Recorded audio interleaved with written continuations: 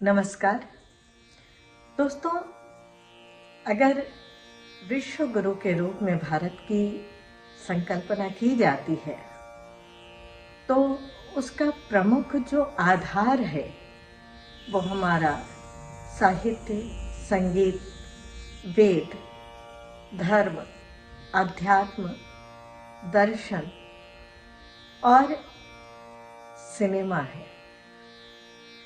जिसने हमें वैश्विक रूप से स्थापित किया है। विज्ञान, गणित का अपना आधार तो रहा ही है, उसने समय समय पर अपने आप को प्रमाणित किया ही है, किंतु जो कलात्मक दृष्टि रही है भारत की, वो अपने आप में अद्भुत है। हमारे यहाँ के वेदों की चर्चा हो, यहाँ का योग हो, यहाँ का अध्यात्म हो, भारतीय सिनेमा ने भी अपना पूरा योगदान दिया है।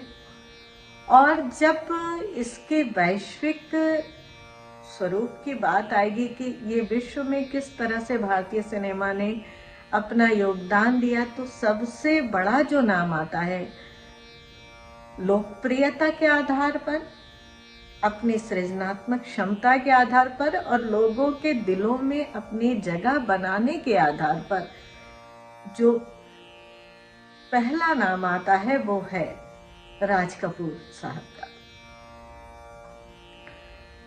राज कपूर खासकर रूस और उज्बेकिस्तान, जापान ऐसे कितने ही देशों में अपनी जगह बनाए हुए हैं। और तब ही नहीं, अगर देखा जाए तो 1950, 60, 70, 80 का दशक राज कपूर का प्रमुख रूप से दशक रहा। किंतु आज भी अगर देखा जाए, उनके शारीरिक रूप से हम सभी के मध्य न रहने के बाद भी तो राज कपूर दिलों में बसे हैं वैसे ही। तो उनके अगर हम जीवन यात्रा और मुख्य रूप से हम सांगीतिक जब तत्वों पे या उनके जो योगदान है उस पे हम दृष्टि डालेंगे, तो हालांकि इतना विशाल व्यक्तित्व है कि उसको कुछ शब्दों में समाना तो बहुत ही मुश्किल है। किंतु एक विहंगम दृष्टि हम डालते चलते हैं अगर राज कपूर पर, तो देखेंगे कि 1924 उनका जन्म माना गया और आज हम उनका शताब्दी वर्ष 2024 से मना रहे हैं। ये वर्ष पर्यंत चलने वाला है। तो जगह जगह पर उन पर चर्चाएं हुई, तो मैंने सोचा कि उनके सांगीतिक योगदान के बारे में, क्योंकि राज कपूर की जो फिल्में थी वो उनके सांगीतिक स्वरूप के कारण ही इतना ज्यादा लोगों के दिलों तक पहुंची। उनके गाने आज वो हिंदी भाषी हो या ना हो, किंतु अपने ही अंदाज में वो पूरे विश्व में गुनगुनाए जाते हैं। तो राज कपूर पर हम एक उनके जीवन, उनकी जीवन यात्रा, उनकी फिल्मी यात्रा के बारे में एक विहंगम दृष्टि डालते हुए चलते हैं। राज कपूर के जीवन के बारे में तो आप जो भी मिलेगा, सामग्री जो मिलती है, किताबें हैं, वो आप पढ़ सकते हैं। अभी हमने अपने अनहद लोग जो UGC care listed research journal है, उसका एक विशेषांक भी निकाला है जो राज कपूर के ऊपर है। तो आप लोग उस विशेषांक को पढ़कर राज कपूर के बारे में जो व्यापक जानकारी ले सकते हैं। जो मेरी अपनी दृष्टि है राज कपूर को लेकर, अगर देखा जाए तो सबसे बड़ी उनकी विशेषता मुझे दिखती है कि वो जो कथानक का चयन करते हैं, वो कहानी को चुनने का समय एक किसी भी निर्माता निर्देशक का सबसे प्रमुख समय होता है। तो उन्होंने कहानियों को जो चुना वो समाज को का वास्तविक दिग्दर्शन कराता हुआ, कोई बनावट नहीं।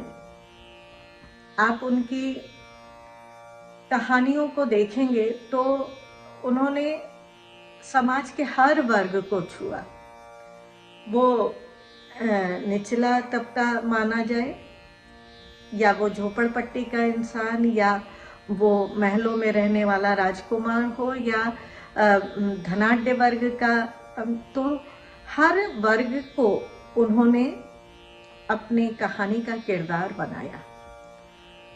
और जब कहानी का चयन होता रहा तो फिर उसके आगे फिर जो स्क्रिप्ट राइटिंग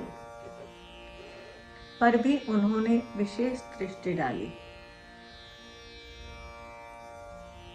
गांव और शहरी किस वातावरण को हम दिखाना चाहते हैं पर्दे पर, इसका उन्होंने विशेष ध्यान रखा और सारी स्क्रिप्ट उसी हिसाब से लिखवाई उन्होंने।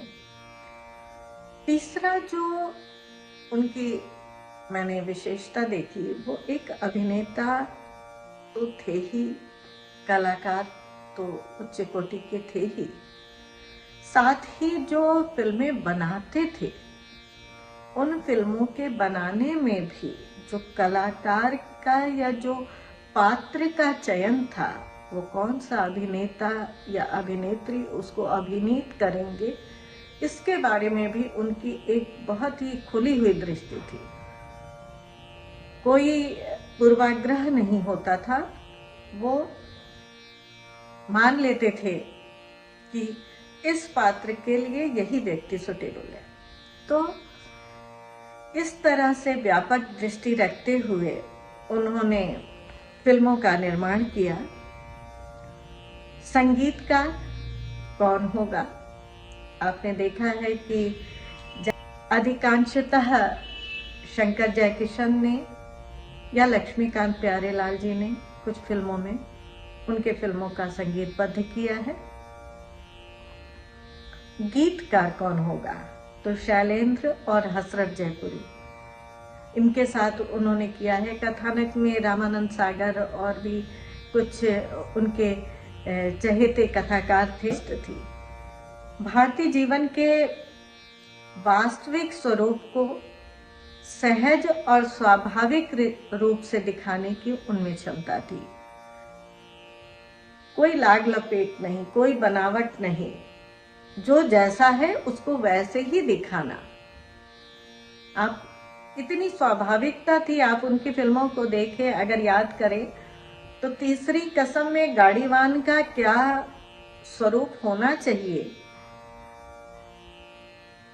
और वो एक नायिका के साथ चल रहा है तो किस तरह से उसके हाव भाव है, वो किस सहजता के साथ उन्होंने उसको अभिनीत किया है। आवारा फिल्म देखिए तो एक जो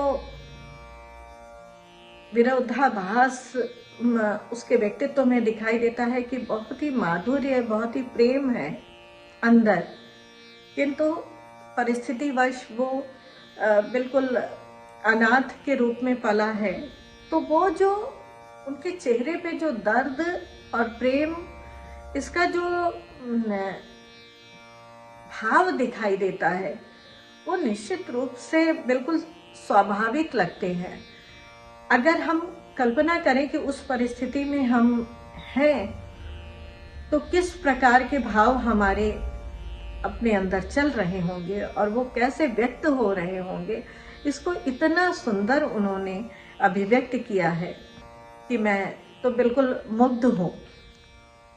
मैंने देखा है कि किसी भी कलाकार की जो सफलता है वो उसके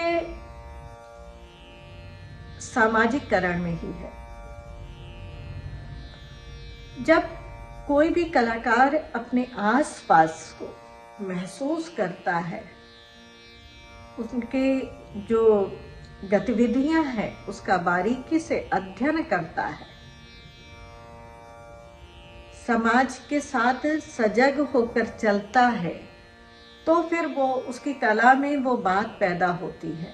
कला हमेशा कालधर्मी रही है और वो उसकी कालधर्मिता ही उसको जीवंत रखती है। और वही है कि आज राज कपूर 100 वर्षों के बाद भी याद किए जा रहे हैं। उन्होंने जो कला को देखा, समझा, उसे उन्होंने पर्दे पर उतारा, तो अभिनेता के रूप में तो उतारा ही, साथ ही जब वो निर्माता और निर्देशक बने तब भी इस पर बिल्कुल पैनी दृष्टि रखी। उन्होंने उसको सजीव उसका चित्रण करने पर ध्यान दिया। राज कपूर ने समाज के वो अनछुए पक्षों को सामने लाया जो कि एक संपूर्ण संस्कृति को, एक विशेष वर्ग था जिसकी संस्कृति को वो दिखाते थे। तो आप देखेंगे जैसे कि श्री 420 है, आवारा है, बरसात है, वो एक युवा जो संघर्षों में पला बढ़ा युवा है, जो संघर्ष कर रहा है, उसके जीवन से जुड़ी हुई है। और ग्राम्य जीवन की सहजता, सरलता, मधुरता अगर आपको देखना हो तो आप तीसरी कसम देखिए। इसके साथ साथ आप देखिए व्यावसायिक दृष्टि को भी उन्होंने समझा है और व्यावसायिक दृष्टि को रखते हुए उन्होंने जैसे सत्यम शिवम सुंदरम या राम तेरी गंगा मैली, जिसमें कहते हैं कि स्त्री के, या बॉबी फिल्म जिससे कहते हैं कि स्त्री के रूप को उन्होंने थोड़ा बोल्ड सीन के द्वारा दिखाया, तो वो उनकी व्यावसायिक दृष्टि भी थी और वो आलोचना के पात्र तो उसके लिए रहे, किंतु ये एक कलाकार की सृजन जो शैली है उसकी बात है। और समाज के एक वर्ग ने इसको बहुत पसंद भी किया, किंतु आलोचना के पात्र भी रहे, क्योंकि हमारी जो तत्कालीन सामाजिक परिवेश था उसके आधार पर ये फिट नहीं बैठती थी।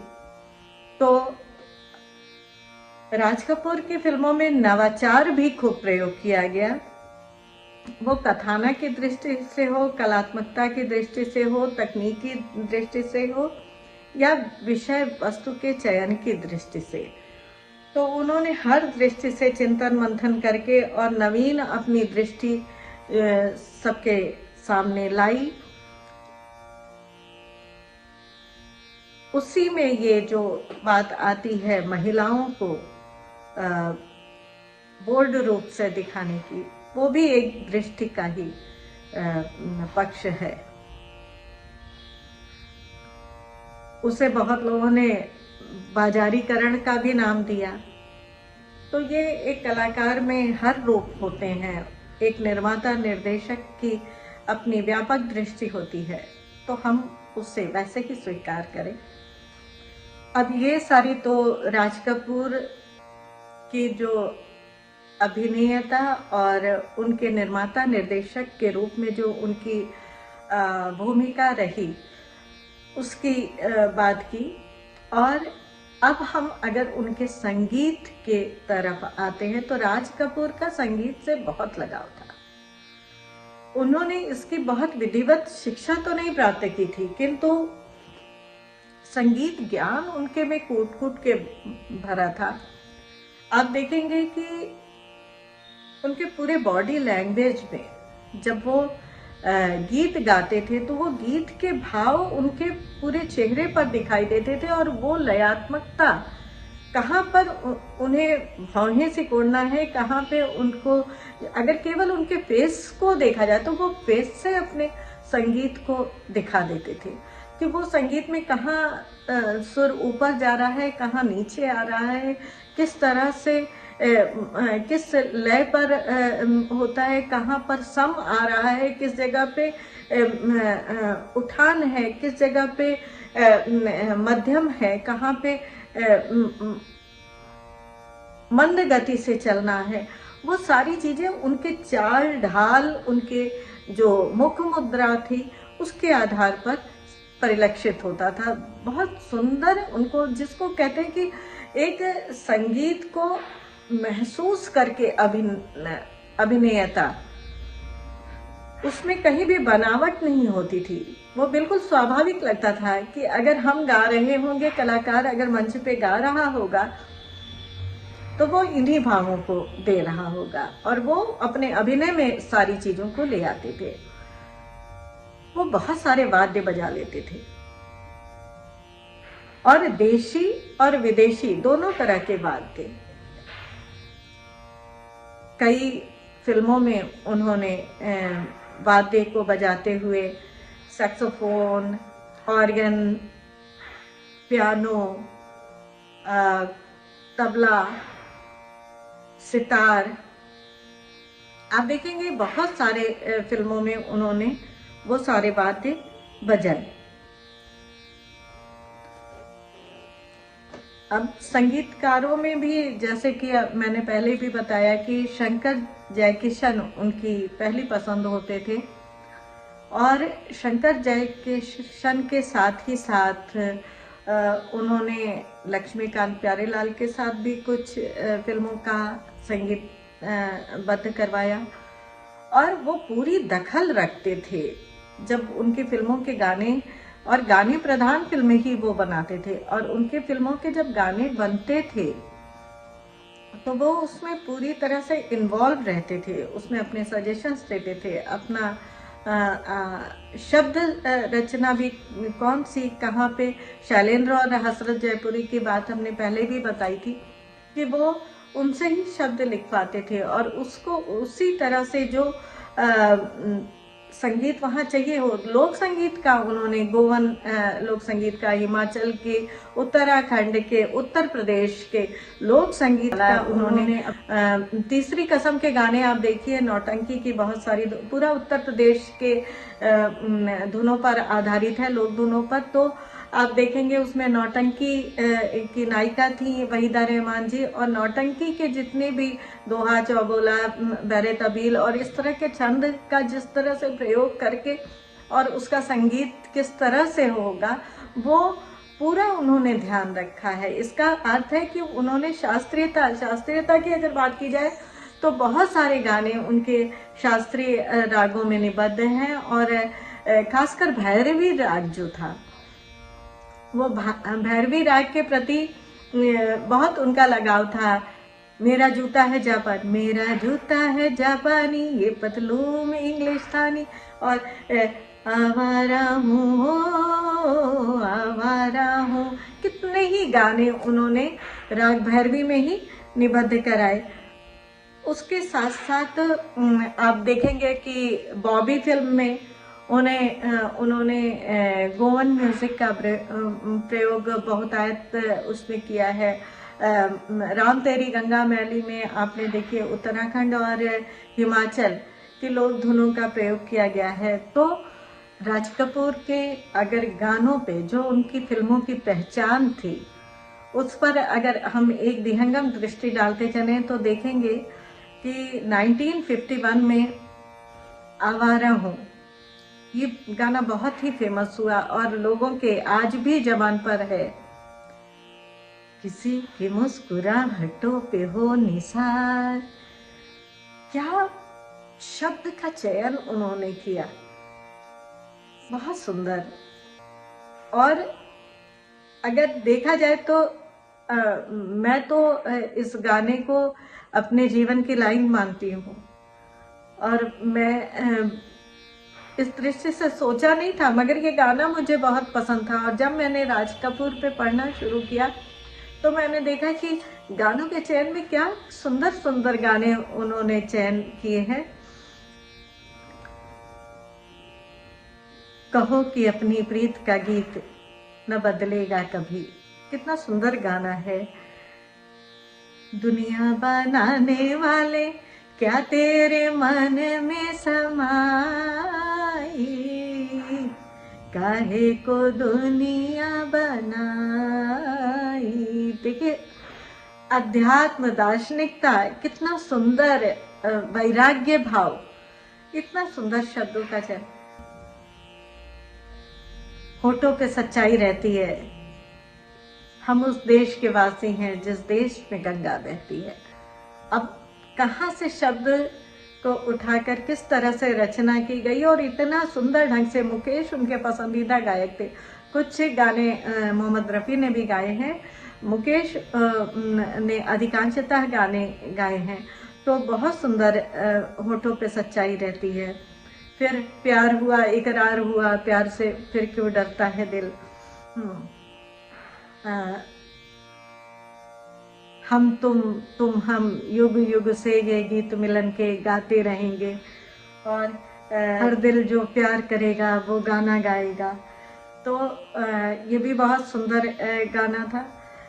आजा सनम मधुर चांदनी में आज भी अगर हम बात करें तो इस गाने से ही शादी के विवाह में तो बहुत आज का भी बहुत पसंदीदा गीत है। इंस्ट्रूमेंट पे भी बजाते हैं, और गाने में तो बहुत ही लोग, मतलब हम लोग तो खूब उसको ढोलक मंजीरे के साथ भी और इंस्ट्रूमेंट के साथ भी गाया जाता है। तो ये तो बिल्कुल घर घर का गीत बन गया है। ये रात भीनी भीनी ये मस्त निगाहें, तो बहुत सुंदर गाना है। बोल राधा बोल संगम होगा कि नहीं, ये तो प्रेमियों की जान गाना था। तो बहुत ही खूबसूरत है। जीना यहाँ मरना यहाँ, इसके सिवा जाना कहाँ। ये इतना वैराग्य का गीत है। और किस विवशता में वो फिल्माया गया था, मालूम है कहानी की माँ की डेथ के बाद उसको मंच पे आकर प्रस्तुति करनी थी, और वो जोकर के रूप में वो अपने मनोभावों को किस तरह से दबाकर, और इसका अभिनय भी उन्होंने बहुत खूबसूरत किया है। और वो तो गाया तो अच्छा है ही मुकेश ने।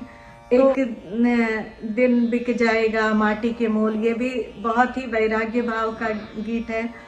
फिर आंसू भरी है ये जीवन की राहें, कोई उनसे कह दे हमें भूल जाए, ये दर्द भरा गीत। फिर इसके साथ ही बहुत ही रोमांटिक गाना, मैं गाऊं तुम सो जाओ। फिर एक है तुम बिन जाऊं कहाँ, हम तुमसे मोहब्बत करके सनम हंसते भी रहे रोते भी रहे। ये भी बहुत रोमांटिक गाना था, और उस समय लोगों की जुबान पे था। फिर आज भी हम लोग बच्चों को जब गाना सुनाते तो इचक दाना दाने ऊपर दाना इचक, इतना सुंदर गाना उन्होंने रचवाया।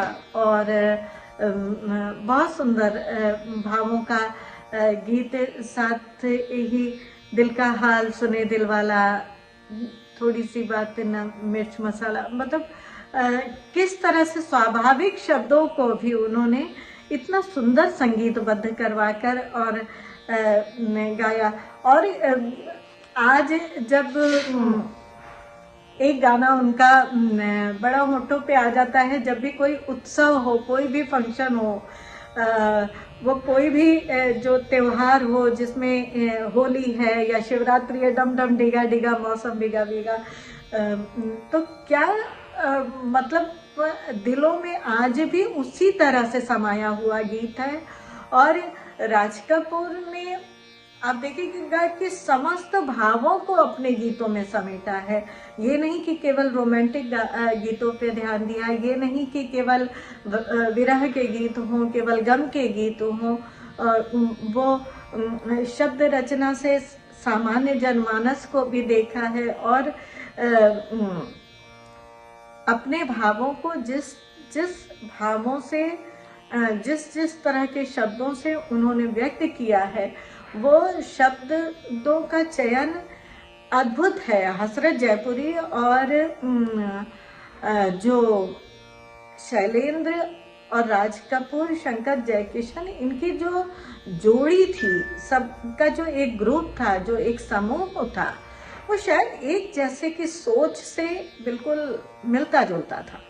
और यही उसकी उनके जो उनका ये आपस में बंधन था, एक दूसरे की परस्पर समझ थी, तो उस तरह के शब्द रचे गए, उसको वैसा संगीतबद्ध किया गया, वैसे ही मुकेश ने स्वर दिया और वैसे ही राज कपूर ने अभिनय किया या निर्माता निर्देशक के रूप में अभिनेता अभिनेत्री से करवाया। एक राज कपूर की जो दृष्टि, उनकी जो सोच, उनका जो उसका अभिव्यक्तिकरण था, वही उनको विशिष्ट बनाता है। और इन्हीं छोटी छोटी बातों का ध्यान रखने के कारण उसके संगीत पर, उसके कथानक पर, उसके प्रस्तुतिकरण पर, ये छोटी छोटी जो बातें ध्यान रखी थी उन्होंने, उसी कारण वो आज भी हमारे मध्य में याद किए जा रहे हैं। इसी के कारण वो चिरस्मरणीय हैं और हैं और रहेंगे। हमारे भारतवर्ष का गौरव ऐसे राज कपूर को उनकी शताब्दी वर्ष पे मैं उनको दिल से याद करते हुए प्रणाम करती हूँ। नमस्कार।